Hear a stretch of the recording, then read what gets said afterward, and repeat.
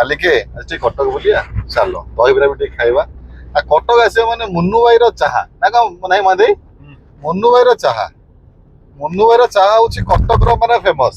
ଆଉ ଦହିବରା ତ ମାନେ ବ୍ରେକଫାଷ୍ଟରେ ଦହିବରା, ଲଞ୍ଚରେ ଦହିବରା, ଡିନର ଦହିବରା। କଟକ ହଉଛି ଭାଇଚାରା। କଟକଟା ମତେ ସବୁଠୁ ଭଲ ଲାଗେ କଣ, ଗୋଟେ ଭାଇଚାରା ସିଟିଟା, ମାନେ ସବୁଠୁ ଭଲ ଲାଗେ ଏଇଟା। ଚାଲ ଆଜି ଟିକେ ଯିବା ଦହିବରା ଖାଇବା, ଟିକେ ମୁନୁ ଭାଇର ଚାହା ପିଇବା। ଦହିବରା ଗୋଟେ ୟୁନିକ୍ ଜାଗାକୁ ଯିବା। ସେମିତି କହିବିନି କୋଉ ଦହିବରା ଖରାପ ବୋଲି। ଦହିବରା କଟକରେ ସବୁଆଡେ ଭଲ। ଏମିତି କୌଣସି ଜାଗା ନାହିଁ ଯୋଉଠି ଖରାପ ବୋଲି କହିବା, ସବୁଆଡେ ଭଲ। ଚାଲ ଯିବା ଟ୍ରାଏ କରିବା, ତ ଦେଖିବା ଦହିବରା କଣ ହେଇଥିଲା। ଚାଲ। ଚାହାଟା ନମ୍ବର 1 ଟେଷ୍ଟ। ମାନେ ମାଲିକ ବି ଭଲ ଲୋକ ହେଲେ ତ ବେପାର ଭଲ ହବ। ଆଉ କଣ, ମାଲିକ ହିଁ ମେନ୍ ଭଲ ଲୋକ। ମାଲିକ ହେଲେ ଗୁଆ ଘିଅ ପାଟି। ଜୟ ଜଗନ୍ନାଥ।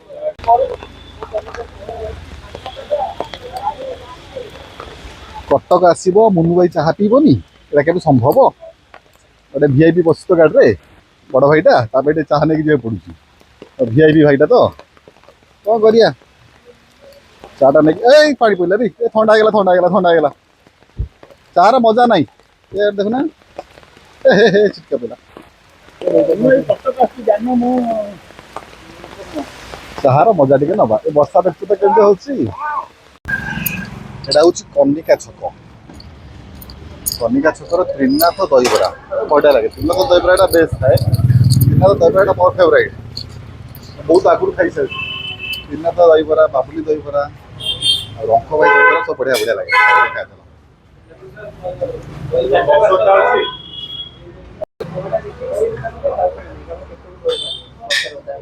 ଠିକ ଅଛି। Number 1 test.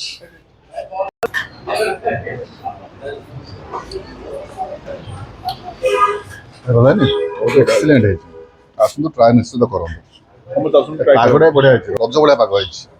ରଜ ଭଳିଆ ପାଗ ହେଇଛି। ଆସନ୍ତୁ ଟ୍ରାଏ କରନ୍ତୁ ତ୍ରିନାଥ ଭାଇଙ୍କ ଦହିବରା, ବଢିଆ ଲାଗିବ।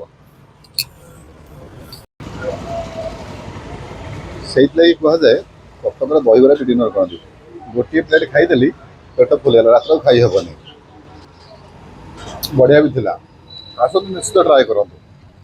ମୁନୁ ଭାଇଙ୍କ ଚାହା ପିଇଲୁ, ମାନେ ଚାହାଠୁ ମିଠା ତାଙ୍କ ମାନେ କଥାବାର୍ତ୍ତା ଥିଲା।